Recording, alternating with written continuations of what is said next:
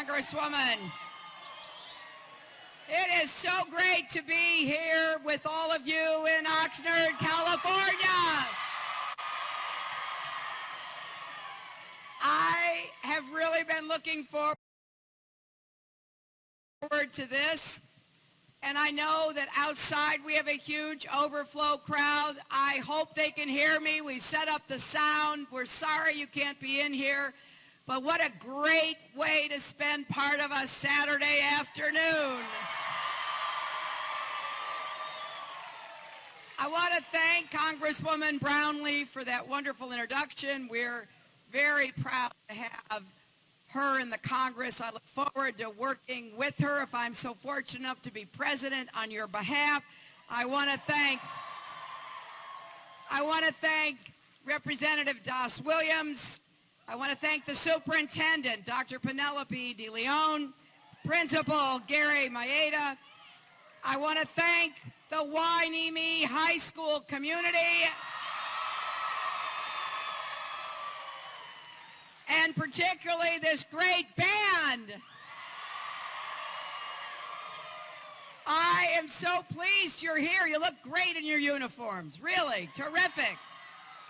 You know, I asked the principal, what does Hueneme mean? And he said it's a resting place. It's a resting place. And it's also a place filled with hard-working people. It is a place where you care about your families, you care about your community, you take pride in your schools, and you are so much a part of the kind of America that I cherish. People who care about each other, care about your neighbors, are devoted to your families and their futures.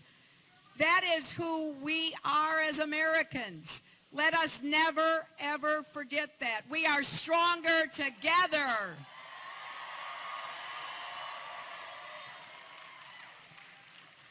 Look, I know, thank you for being here. I know that this is going to be a really significant election. Oh, hey, I want to thank Mariachi Band, too. Thank you. I just saw you guys. So glad you're here as well, looking good in your uniforms, too. Wow. I want to just talk for a few minutes about the stakes in this election, because every day that goes by, they seem to get even higher. And I really believe that this is one of the most important elections we've had. Now, why do I say that? It's not because I'm running. If I weren't running, I would say it was. It's because I have been deeply honored and privileged over the last years to have met a number of our presidents.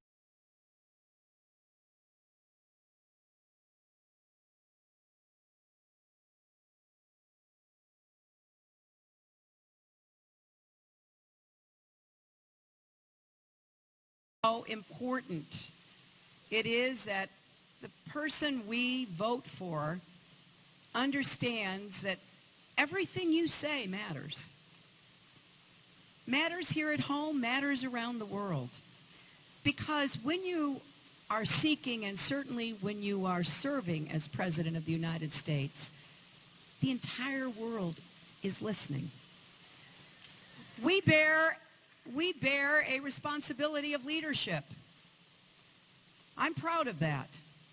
I think about all our veterans who we honored last Memorial Day and the service they gave to our country.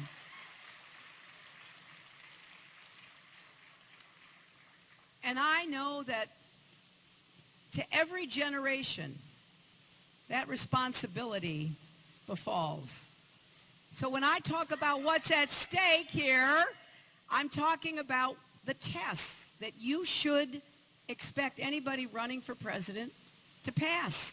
First of all, can this person actually get things done that will make a positive difference, produce results in my family, my community, and our country?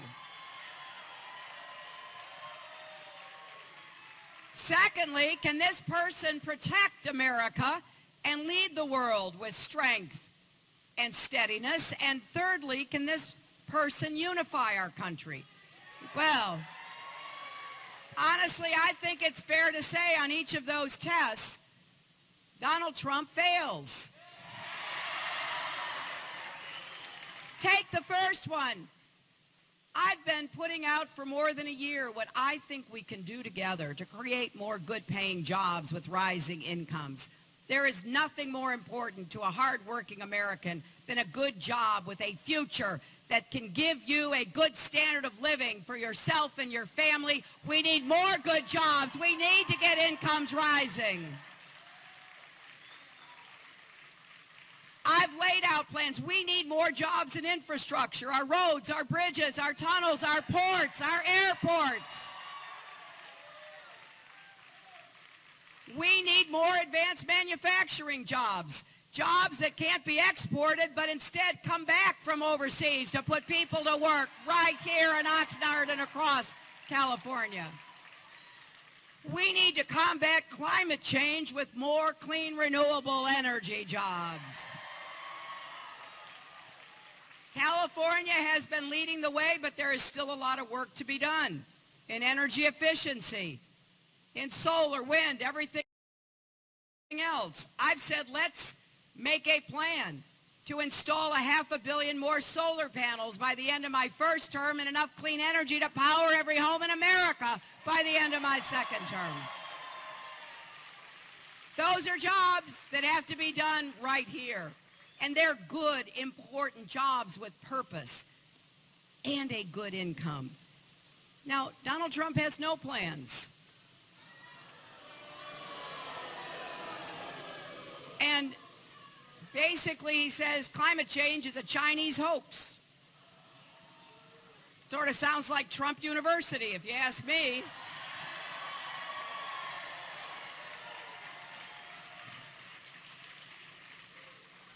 His only plan is to cut taxes on billionaires. You know, we tried that before. It doesn't work out so well. Some of you remember during the 1990s when my husband was president, we had 23 million new jobs and incomes went up for everyone.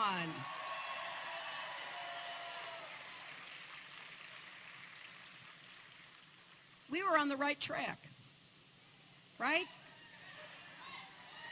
But what happened is we got a Republican administration and they went back to cutting taxes on the wealthy. And they ignored all the risks in the financial markets, the mortgage markets, and we ended up with the worst financial crisis since the Great Depression. And when President Obama came into office after he was elected in November of 2008, he inherited that mess. I don't think he gets the credit he deserves for making sure we did not go even deeper into an economic crisis.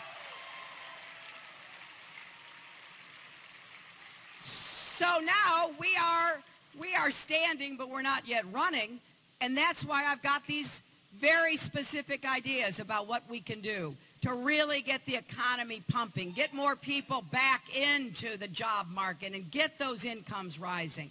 But it's not enough just to grow. We got to make the economy fair. We got to do more to help small businesses again. Small business actually creates most of the jobs in America. We need to follow California's example and raise the federal minimum wage. And we need to finally guarantee equal pay for women's work.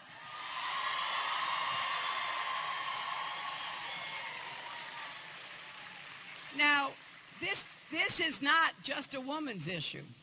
If you have a mother, a wife, a sister, or a daughter, and we all have at least one of those, it's a family issue. It's an economic issue. We believe in America that if you work hard, you should be rewarded. And that's true for women and men. It's true for everybody. So we're going to make sure that it finally results in equal pay. Now, everything I've just said, Donald Trump disagrees with. He doesn't want to raise the minimum wage. He doesn't believe equal pay is a problem. I also believe we've got to do more to help people balance family and work. We've got to hold down the cost of childcare. In some places, it costs as much as college tuition. We need to do more to help people afford to go to college again. And I've set out a plan that if you go to a public four-year college or university, you're not going to have to borrow a penny to be able to pay for tuition.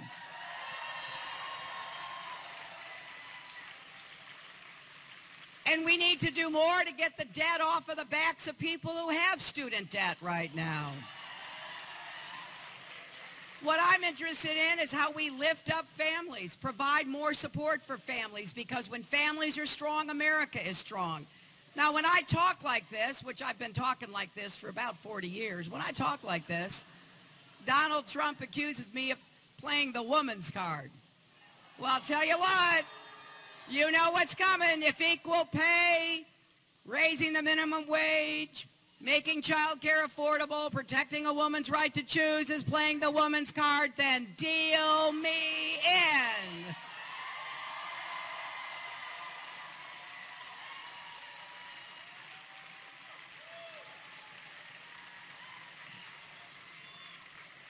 Look, we also have to make sure people can get quality, affordable health care.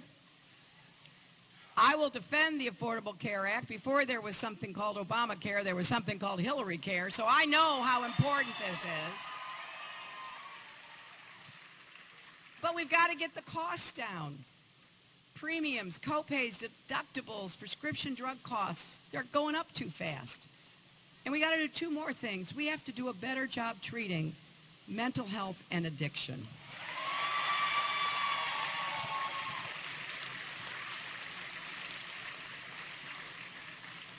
So there's a lot of great work for us to do. I look at these young people. I want them to believe, because I believe it, that America's best years are still ahead of us if we do our part. If we work together, if we make the decisions we must to provide the opportunities. But it's also important that we protect America. And I gave a speech in San Diego a few days ago outlining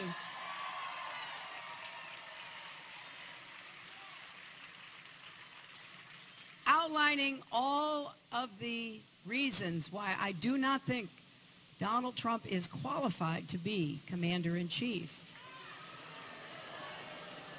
I don't say that lightly. I use his own words.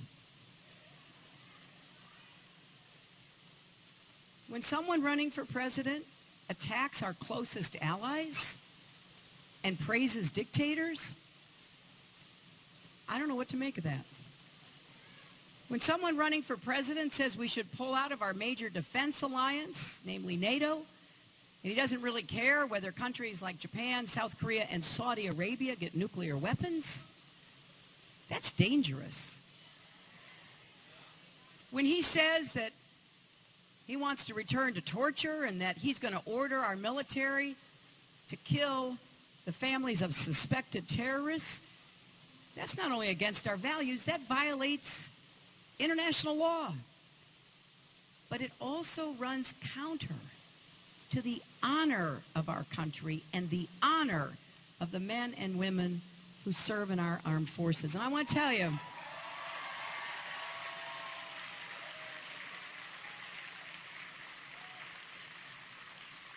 I was one of that small group that was asked to advise President Obama about whether or not to go after bin Laden.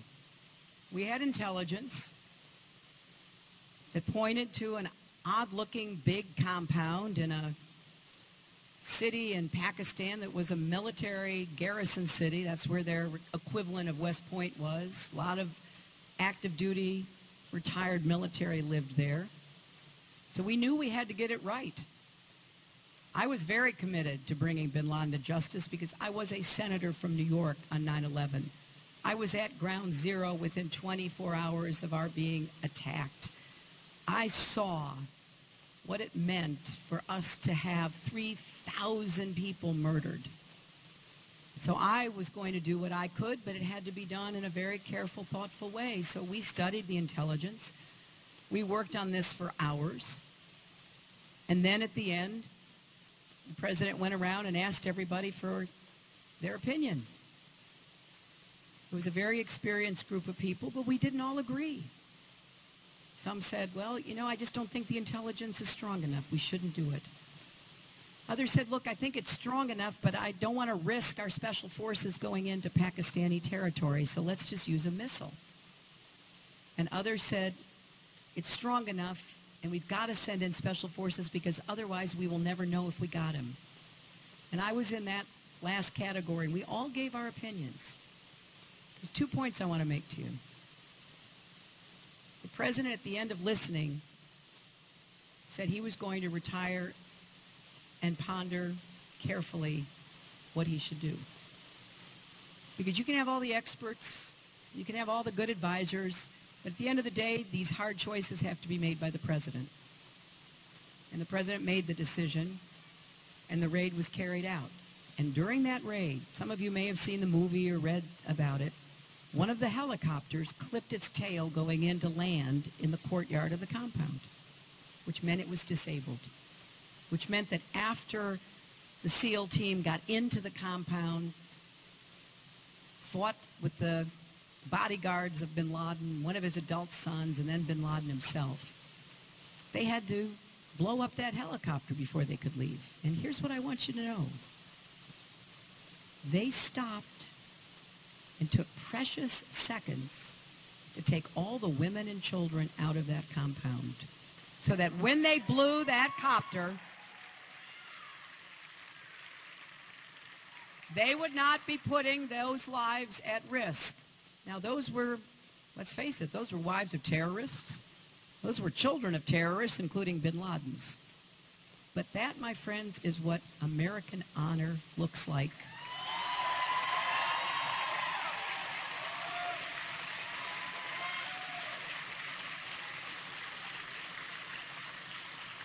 And the third big test is whether you can unify our country. And everything we've been hearing from Donald Trump tries to divide us. Day after day, attacks on people, starting by attacking immigrants from Mexico, attacking women, attacking Muslims, attacking people with disabilities, attacking John McCain. It's really troubling to see someone seeking the most important job probably in the world who talks about people like that. Now, just recently, we've seen another example. This so-called Trump University. It wasn't really a school. It wasn't accredited. It was a scam. It was a scam. And it took advantage of vulnerable people, encouraging them to max out their credit cards, empty their retirement savings, destroy their financial futures. The victims and the Attorney General of New York are suing Trump for fraud. And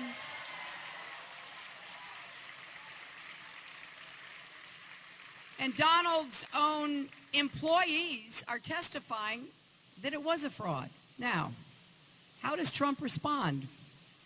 He's trying to distract people by making a prejudiced, bigoted attack on the federal judge who's hearing the case here in California. He has said that this judge should be disqualified because, in Trump's words, he has Mexican heritage. Now, this is not just another outlandish, insulting comment from Donald Trump, and it is not normal politics. This is something much, much more dangerous. Now, let me tell you about this judge. His name is Judge Curiel. His parents immigrated to the United States. They settled in Indiana.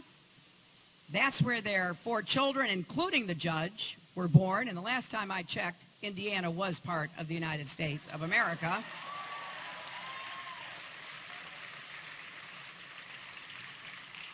Their youngest son went to law school. became a prosecutor, and went after the toughest criminals. For 1 year when he was a prosecutor, he lived in hiding because of threats from drug cartels against him. Then he was appointed to the state court here in California by former Republican Governor Schwarzenegger. And then he was appointed to the federal court by President Obama. This, my friends, is the story of America. This is an inspiring story of someone who worked for everything he had.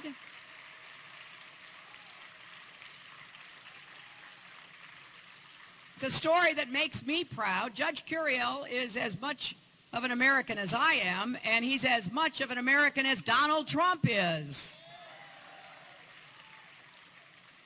But he has Mexican roots. So to Donald Trump, that means he can't do his job.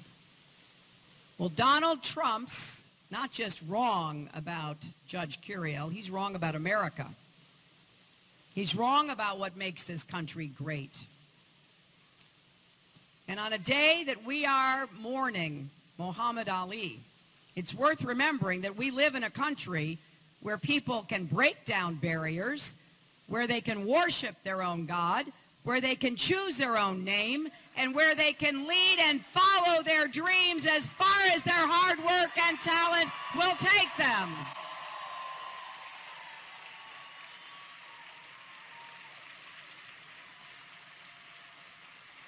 I've always believed that in America, it doesn't matter where your parents were born or what color your skin is. We're judged by our words and our deeds, not our race, not our ethnicity, not our religion. So it is time to judge Donald Trump by his words and deeds. And I believe that his words and his deeds disqualify him from being president of the United States.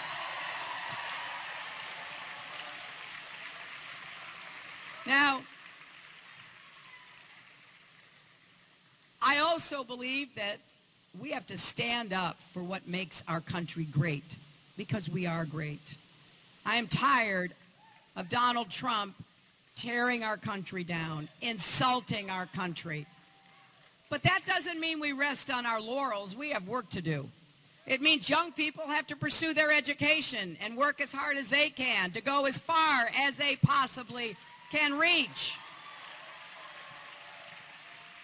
It means we all have to do our part to stand up for our rights. And that's exactly what I will do. I will defend a woman's right to choose, and I will defend Planned Parenthood.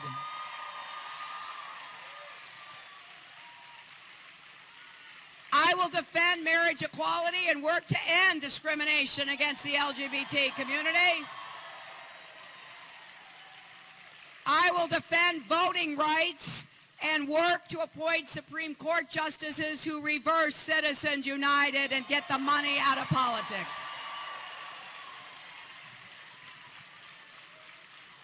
I will defend workers' rights and the right to organize and bargain collectively.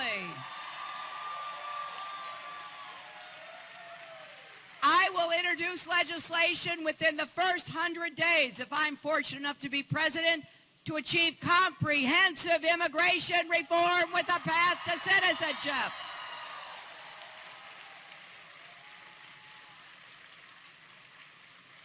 And I will continue to stand up against the gun lobby for common sense gun safety reforms.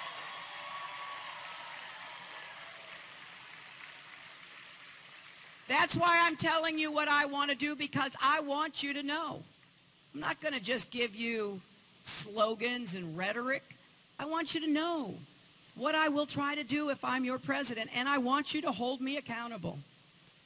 Because I want to rebuild that sense of respect in our country. A democracy runs on respect. And I don't think I have all the answers either. You know, one of my favorite Trump quotes is he said he thinks he knows more about foreign policy and national security than all the generals. He's asked who he listens to. He says he talks to himself because he has a very good brain. One of my personal favorites is he says he knows how to deal with Putin because he took the Miss Universe pageant to Moscow. Look, I don't think I have all the answers. If you're looking for somebody who believes he has all the answers, I'm not your candidate. I can promise you hard work, and I can promise you I will listen and learn from people in our country. And I can promise you I will go anywhere at any time to meet with anyone to try to find common ground. Because that's what we've got to get back to doing. Our country was set up so that people have to work together. And that's what I believe in. I have seen it. I have seen my husband. I have seen Barack Obama. I know how hard they have worked. It's not an easy job. It's a job that requires 24/7, but it's a job that requires somebody who not only will seek common ground, but also stand our ground about what is important to America and our place in the world. So here's what I want you to know. I will not forget this community. I will know every day that the people here deserve a president who gets up every morning trying to figure out how do we make life better for the hard-working folks in Oxnard, California. But I can't do any of that without your help. If you all have a ballot at home you haven't filled out, please fill it out. Send it in.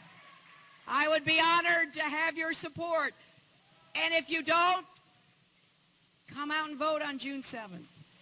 Come out and cast a vote for your future. My name may be on the ballot, but I have worked hard to make a difference in people's lives for a long time. And if you will come out and vote for me, I will stand up and fight for you and work for you through this campaign and into the White House. Thank you all so